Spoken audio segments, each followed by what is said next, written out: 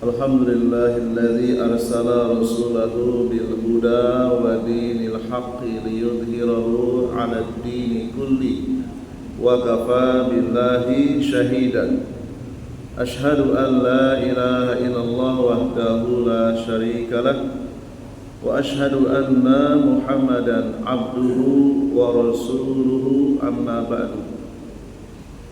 Qala Allah Ta'ala fi kitabihil karim ya ayyuhalladzina amanu taqullaha wa qulu qawlan sadida yuslih lakum a'malakum wa yaghfir lakum dhunubakum wa man yuti'illaha wa rasulahu faqad faza fawzan 'azima.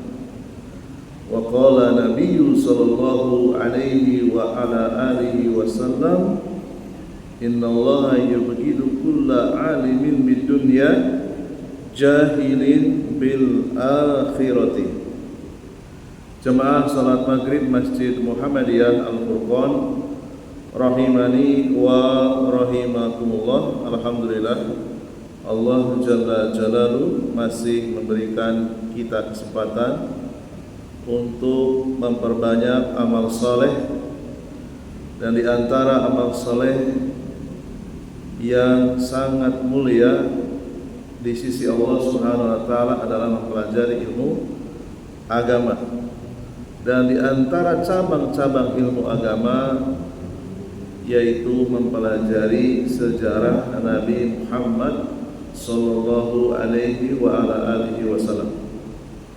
Salawat serta salam semoga tercurah limpahkan kepada beliau, kepada keluarganya, segenap sahabatnya dan umatnya yang senantiasa mencintai beliau hingga akhir zaman. Dan kita lanjutkan kembali pembacaan kitab Sirah Nabawiyah yang diambil dari kitab Ar-Rahiq Al-Makhtum yang ditulis oleh Syekh Dr. Sofiyur Rahman Al-Mubarakpuri rahimahullahu ta'ala. Qala al-mu'allifu ghazwatu as-Sawiqi, Perang Sawik. Setelah Rasulullah mengusir Yahudi Bani Qainuqa, berikutnya kejadian Perang Sawik. Bainama kana Safwan ibnu Umayyah wal yahudu wal munafiquna yakumuna bi mu'amiratihim wa amaliyatihim, kana Abu Sufyan ibnu Umayyah yufakiru fi amalin qalilin al-mugharimu zahirul athari. Orang-orang Yahudi yang masih tinggal di Madinah bersama orang-orang munafik, mereka melakukan persekongkolan. Mereka berusaha akan melakukan yang namanya kudeta, kira-kira begitu ya.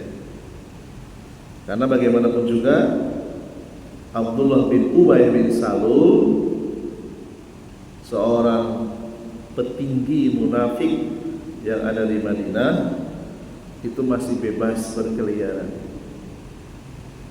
Mereka dengan orang-orang Yahudi selalu berpikir bagaimana mengkudeta kekuasaan yang dipimpin oleh Rasulullah sallallahu alaihi wasallam di Madinah. Sementara tokoh kafir musyrik Mekah yang bernama Abu Sufyan bin Umayyah, walaupun jasadnya masih tinggal di Mekah, tetapi pikirannya selalu ingin nyerang Madinah. Ya. Abu Sufyan bin Umayyah ini mencoba melakukan strategi dengan modal yang kecil, tetapi bisa menimbulkan kekacauan yang luar biasa. modal kecil tapi dampak terornya besar, ya. Yata'ajjalu bihi liyahfadha makanata qaumihi wa yaburruzu ma ladaihi min quwwatin. Tujuan Abu Sufyan merencanakan strategi ingin menyerang Mekah karena malu raja mereka yang bernama Abu Jahal tewas dalam perang Badar. Bayangkan kalau kehilangan raja, gimana rasanya itu? Seperti ayam, anak ayam kehilangan induknya, ya kan? Teriak nyari induknya. Demikianlah kondisi kejiwaan Abu Sufyan. Abu Jahal itu raja Mekah, tewas dalam perang Badar. Para pembesar Mekah tewas dalam perang Badar. Walaupun demikian, Abu Sufyan ingin memperlihatkan, kami walaupun kalah dalam perang Badar, ya burruzu ma ladaihi min quwwat. Kami masih punya kekuatan, kami masih ada. Nah, ini jalan pikiran Abu Sufyan. Jadi betul-betul stres, ya, betul-betul frustasi semenjak kematian Abu Jahal. Ya, jadi Abu Sufyan ini termasuk oligarkinya musyrikin Mekah. Nah, beliau orang kaya. Bayangkan dagangnya saja bawa 1000 unta, belum lagi emasnya. Ya, jadi Abu Sufyan bin Umayyah ini oligarkinya musyrikin Mekah. Wa kana qad nadhara alla yamussa ra'sahu ma'un min janabatin hatta yagzuwa Muhammadan. Perasaan frustasi dan kesal Abu Sufyan bin Umayyah, jengkel dengan Rasulullah SAW sampai mengucapkan kata-kata an la yamusa roksi ma'un, ya, hatta yagzu hatta agzuwa Muhammad. Saya tidak akan mandi junub kecuali berhasil memerangi yang namanya Muhammad. Sampai seperti itu, ya. Direkam oleh para ahli sejarah, diriwayatkan. Ya, jadi Abu Sufyan berjanji, jadi selama ini setelah berhubungan intim dengan istrinya tidak pernah mandi junub lagi, padahal sebelumnya sering mandi junub. Ya, saya tidak akan mandi junub, ya, kecuali saya berhasil memerangi yang namanya Muhammad. Ini bentuk ekspresi kejengkelan, rasa geramnya Abu Sufyan kepada Rasulullah SAW. Dari sirah ini, dari cuplikan cerita ini yang diabadikan oleh para ahli tarikh, orang-orang musyrik di zaman Nabi bukan orang yang betul-betul meninggalkan ibadah sama sekali.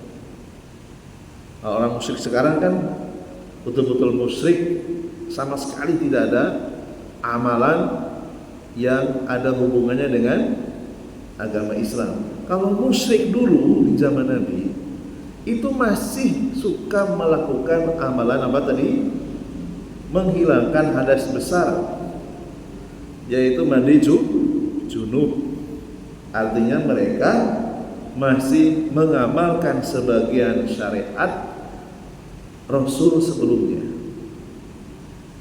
Bahkan Rasulullah SAW sebelum beliau ursila bi suratil mudassir, sebelum beliau diangkat menjadi Rasul, beliau beribadah mengikuti syariat siapa? Syariat Rasul sebelumnya, syariat Nabi Ibrahim. Karena definisi Nabi dan Rasul itu, kalau Nabi, apa pengertiannya? Melanjutkan syariat sebelumnya. Kalau Rasul, membawa syariat baru. Makanya kalau kita baca kitab para ulama, sholat wajib itu rakaatnya ada pergantian, ada perubahan. Ya. Di dalam kitab Syarhu Syarasyatil Usul karya Abdul Aziz bin Bas itu disebutkan sholat duhur, sholat asar itu 2 rakaat awalnya. Begitu beliau diangkat menjadi Rasul, duhur 4 rakaat, asar 4 rakaat. Ada perubahan SOP.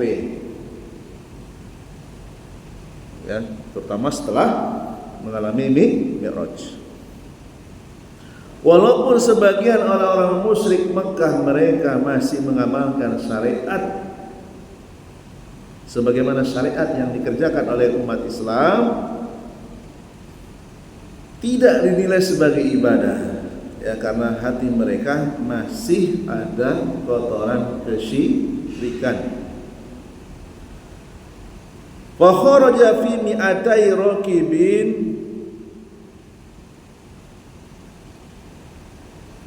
liyabirra yaminahu hatta nazala bi sadri qanatin ila jabalin yuqalu lahu Saibun. Abu Sufyan berangkat dari Mekah membawa 200, ya, memimpin 200 penunggang kuda dalam rangka untuk melaksanakan sumpah tadi, saya tidak akan balik junub kecuali berhasil memerangi Muhammad. Dari Mekah sampai mendekati Madinah, tepat di depan parit yang menuju sebuah gunung yang bernama Gunung Saibun. Nanti kalau umrah, kalau haji tanya Gunung Saibun di mana? Tanya mutawifnya ya. Saya lupa umrah nggak tanya itu. Gunung Saibun sebelah mana itu? Ya. Minal Madinati ala baridin aw nahwih. Jaraknya hanya beberapa mil saja dari Madinah. Walakinnahu lam yajru ala muhajimatil Madinati jiharon. Meskipun Abu Sufyan ini membawa 200 penunggang kuda, tapi tidak berani menyerang kota Madinah di siang hari, nggak berani. Ada sisi pengecut juga ini Abu Sufyan bin Umayyah, ya, nggak berani siang hari itu, nggak berani. Faqama bi amalin huwa asbaha bi a'malil qarsonati. Jadi menyerang dengan cara-cara seperti korsonah. Korsonah itu kalau diterjemahkan seperti metodenya bajak laut. Ya. Bajak laut suka menyerang di malam hari, ketika orang tidur diserang. Ya. Dan mereka sering menutup kepalanya dengan sebelah, ya, supaya tidak mudah dikenal. Fa innahu dakhala fi duhahil madinati fil laili mustahfiyan tahta junhiz zalami fa ata Hayyan ibna Akhtab. Huyyan ibna Akhtab. Dari pinggiran Madinah, kota Madinah di malam hari, Abu Sufyan dan pasukannya mengendap-endap, ya, sambil merayap, ya, sambil dalam bahasa militer styling atau apa namanya, ya, tidak dalam berdiri, mengendap-endap, ya. merayap gitu ya. Mendatangi rumah seorang yang bernama Huyai bin Akhtab ya. Fastaftaha babahu, mengetuk minta pintunya dibuka. Huyai bin Akhtab fa'aba, tidak membukanya. Wa khaufa, karena takut ketahuan nanti sama intelijen Rasulullah, bahaya ini. Fansarafa ila Salamin ibni Mishkam Sayyidi Bani Nadir. Nah ini juga sama Yahudi ya. Kemudian Abu Sufyan karena nggak dibuka pintunya oleh Huyai bin Akhtab, dia pindah ke rumah lain, yaitu ke rumah Salam bin Miskam, pemimpin suku Bani Nadir, salah satu kabilah Yahudi. Wasohibi kanzihim idadaka. Salam bin Miskam selain sebagai pemimpin suku Bani Nadir, ya, rangkap jabatan sebagai bendahara. Jadi kabilah-kabilah itu juga punya menteri keuangan sendiri-sendiri ya. Fasta'dana alaihi, minta izin kepada Salam bin Miskam untuk bertamu.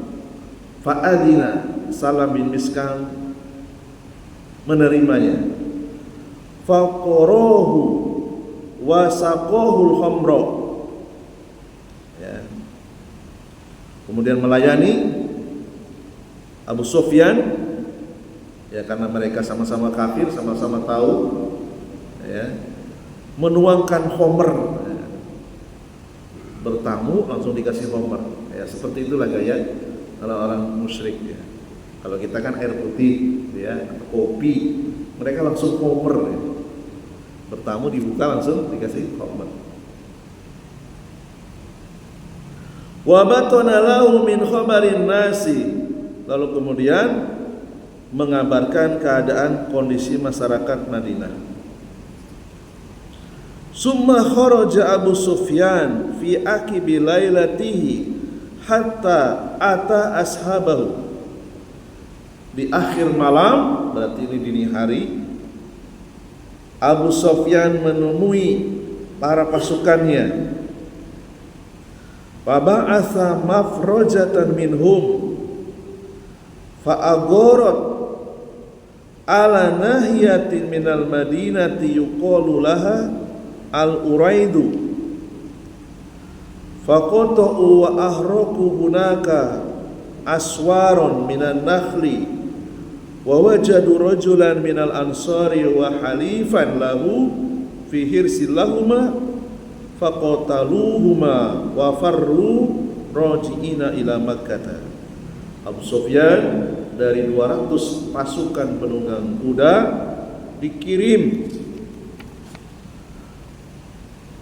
dari 200 diundi dari mereka untuk melakukan penyerangan pinggiran kota Madinah, daerah yang disebut Al-Uraid. Disitulah pasukannya Abu Sufyan membakar pagar-pagar pinggiran kota Madinah yang terbuat dari pohon kurma. Intinya membuat teror ya. Apinya mengulap-ulap ya. Kelihatan di dini hari, bayangkan terjadi kebakaran perbatasan Madinah.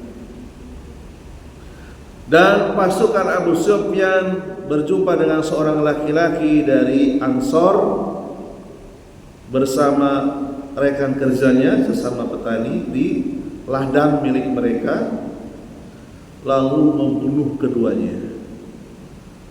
Ya, karena mungkin ada saksi yang melihat ya, bunuh.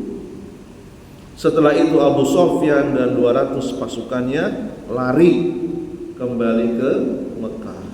Pengecut ya, beraninya di malam hari dalam keadaan orang sedang istirahat, ada orang yang melihat langsung dibunuh. Wa balagha Rasulullah sallallahu alaihi wasallam al-khabaru fasara'a limutarradati Abi Sufyan wa ashabihi walakinnahum farru bibalighi sur'ati wa tarahu sawiqan katsiran min azwadihim wa tamwinatihim yatakhaffafuna bihi fatamakkanu minal iflati. Berita adanya kebakaran pagar-pagar di pinggiran kota Madinah dan terbunuhnya 2 orang Ansor, sampai berita ini ke Rasulullah SAW. Lalu kemudian Rasulullah mengejar Abu Sufyan dan para pasukannya, tetapi karena mereka sudah lari duluan secepat kilat, ya, 200 pasukan Abu Sufyan membuang sawik. Sawik itu adonan gandum, ya, yang merupakan azwadi, bekal, dan tamwinati, persediaan makanan mereka, dibuang supaya kudanya bisa lari cepat, ya. Kalau bawa gandum berat. Mereka lolos dari pengejaran pasukan Rasulullah SAW. Jadi peperangan yang dilakukan oleh Abu Sufyan ini seperti peperangan yang dilakukan oleh bajak laut, ya, beraninya di dini hari, bukan di siang hari. Wa balagha Rasulullah sallallahu alaihi wasallam ila qarqaratil qudri summan sarafa raji'an wa hamala al-muslimuna ma tarahul kuffaru min sawiqihim wa sammu hadhihi al-muna wisata bi ghazwatis sawiq, munawasata bi ghazwatis sawiq wa qad waqa'at fi dzilhijjah sanatan saniyatan minal hijrah ba'da badri bi syahraini wasta'mala 'alal madinati fi hadhihi al-ghazwa Aba Lubabah ibni Abdul Mundir.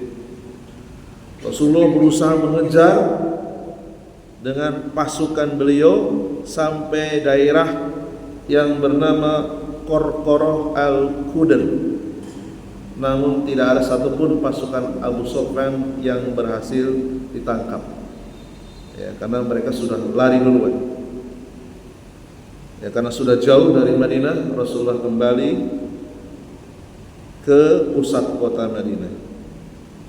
Kaum muslimin yang mengejar pasukan Rasulullah, yang mengejar pasukan Abu Sufyan di perjalanan pengejaran itu mengumpulkan sawik, adonan gandum yang dibuang oleh para pasukan Abu Sufyan, sehingga disebut Ghazwah Sawik, perang adonan gandum kalau diterjemahkan.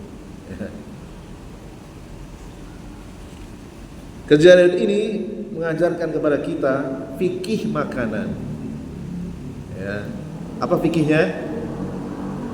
Kita sebagai seorang pengikut Rasulullah SAW, apalagi para sahabat, mereka sangat alim bagaimana bersikap terhadap makanan.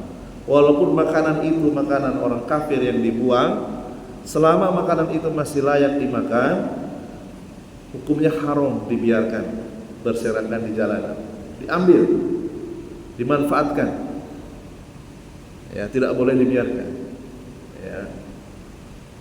Jadi kalau ada makanan yang dibuang oleh orang-orang musyrik, padahal makanan itu masih bisa dimakan dan tidak haram zatnya, kan gandum itu kan zatnya tidak haram. Kalau babi haram, itu harus diselamatkan. Jadi sirah ini juga mengajarkan fikih makanan. Rasulullah SAW pernah bersabda, innallaha karihalakum salasan kila wa qala wa idha'atal mali wa kasratas su'al. Sesungguhnya Allah membenci 3 perkara, yaitu berita dusta. Rasulullah enggak suka. Berita itu harus valid, ya, harus jelas. Yang kedua, Allah setelah Allah membenci berita dusta, Allah membenci menyia-nyiakan makanan. Dan yang ketiga, membenci banyak mengemis, banyak meminta. Harusnya banyak memberi, ya. Hadis riwayat Bukhari nomor 1477, Imam Muslim 4578. Makanya kalau ada orang musyrik misalnya, dia menaruh makanan di tempat-tempat lalu kemudian ditinggalkan oleh pelakunya, kalau makanan itu masih layak dimakan, selamatkan. Kalau kita nggak mau makan, kasihkan orang miskin yang membutuhkan makanan. Nah, ini fikih makanan, ya, fikih ta'am. Bahkan seorang tabi'in yang bernama Hasan al-Basri, beliau mengatakan, kana ahlul qaryatin awsa'allahu alaihim hatta innahum kanu yastanjuna bil khubji faba'athallahu alaihim al-ju'a hatta annahum kanu ya'kuluna ma yaquduna bihi. Beliau menceritakan hukuman yang pernah Allah timpakan kepada kaum yang tidak memuliakan makanan. Ada sebuah penduduk desa Ahlul Qaryah yang Allah berikan kemudahan dalam masalah makanan. Lalu kemudian mereka menginjak-injak roti, ya, entah mungkin karena kekenyangan atau mungkin karena saking banyaknya makanan, ya. Lalu kemudian Allah menghukumnya dengan mengirimkan penyakit kelaparan, hingga mereka makan makanan yang mereka duduki sendiri. Diriwayatkan Ibnu Abi Syaibah nomor 3678.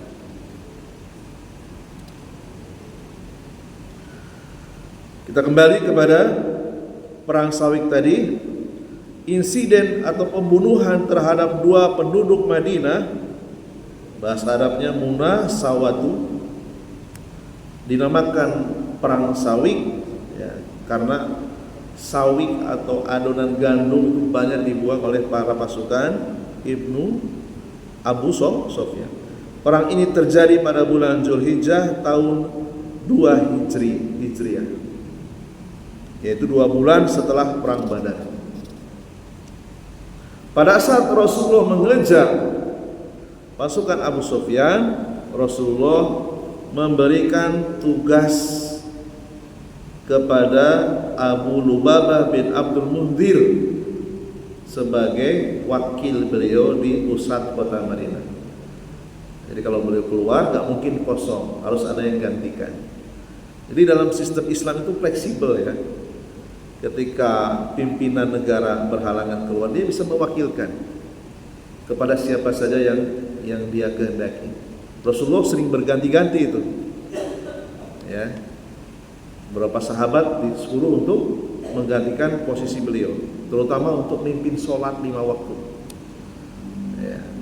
Jadi suatu saat negeri Islam itu pemimpinnya idealnya selain dia sebagai presiden, sebagai raja, dia juga harus memimpin sholat 5 waktu di pusat ibu kota.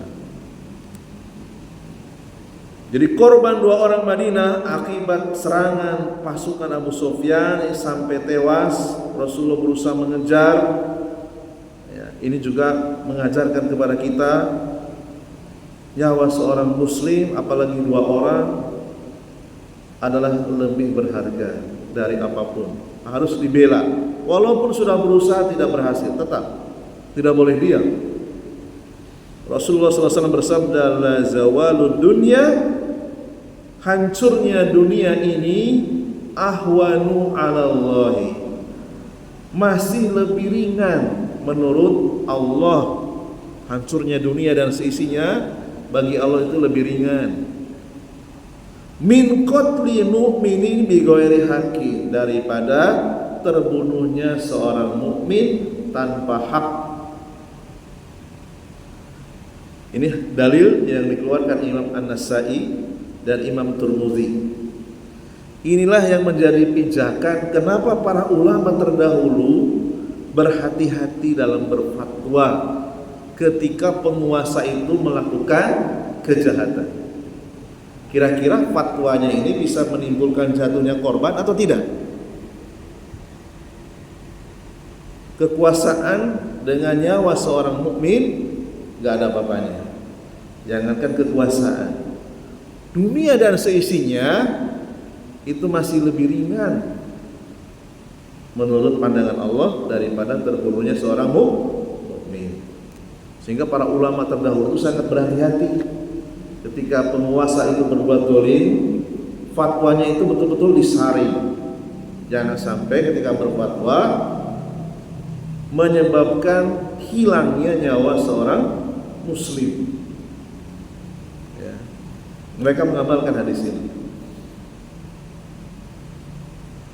Rasulullah SAW tidak mengejar Abu Sufyan sampai ke Mekah.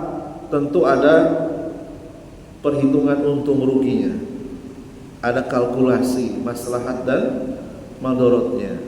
Yang namanya perang antar negara di Madinah, negeri Islam, dengan negeri kufur yang ada di Mekah, tentu harus ada kalkulasinya, gak asal-asalan. Ya, cukup sampai perbatasan balik lagi, nggak terkejar. Ya. Sedikit lagi pembacaan kisah berikutnya, Ghazwatu Dzi Amrin. Perang berikutnya adalah perang Dzi Amr. Ya. Wahia akbaru hamlatin ashkariyatin qadaha Rasulullah sallallahu alaihi wasallam qabla ma'rikati Uhudin, qadaha fil Muharram sanatan salisatan minal hijrah. Perang Ghazwah Dzi Amr adalah ekspedisi militer terbesar dalam sejarah perang dengan orang kafir sebelum terjadinya perang Uhud. Rasulullah SAW memimpin ekspedisi militer pada bulan Muharram tahun ketiga Hijriah.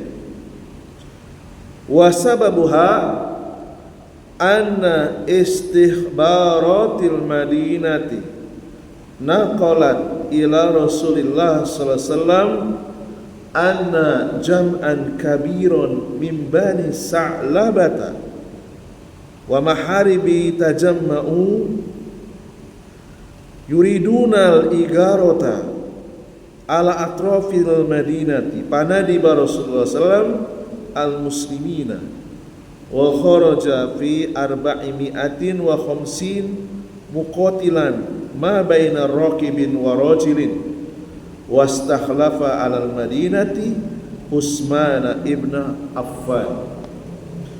Perang ini terjadi gara-gara adanya laporan intelijen Rasulullah melaporkan, ya, ada pengumpulan massa yang sangat besar. Manusia itu berkumpul dalam jumlah yang sangat besar, yaitu Bani Sa'labah dan Muharrib. Ya, berkumpul pasti ada sesuatu ini, ya. Gak mungkin mereka berkumpul tanpa ada sesuatu. Rasulullah siap siaga. Ya.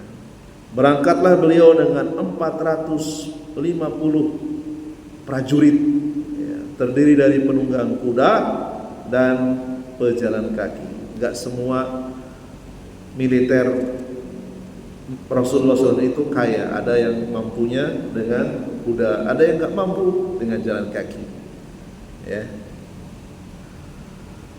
Pada perang ini Rasulullah SAW menunjuk Utsman bin Affan. Ya, tadi Abu Bakar, sekarang Utsman bin Affan.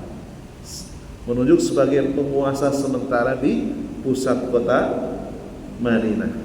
Rasulullah sedang mentarbiyah, sedang mendidik para sahabatnya untuk menjadi leader. Dan terbukti kan suatu saat Utsman bin Affan menjadi khalifah. Jadi Rasulullah melihat siapa yang punya bakat leadership. Gak semua ditunjuk oleh Rasulullah. Ya. Waktunya sudah mepet ya. Mungkin kita lanjutkan di pekan yang akan datang. Ya. Berkaitan dengan perang Dhi Amrin. Ya. Ghazwatu Dhi Amrin. Demikian apa yang bisa kami bacakan, semoga bisa menambah keimanan dan ketakwaan kita kepada Allah Subhanahu wa taala. Subhanakallahumma bihamdika asyhadu an la ilaha illa anta astaghfiruka wa atubu ilaik. Nasrun minallahi wa fathun qarib wa basyiril mu'minin. Wassalamualaikum warahmatullahi wabarakatuh.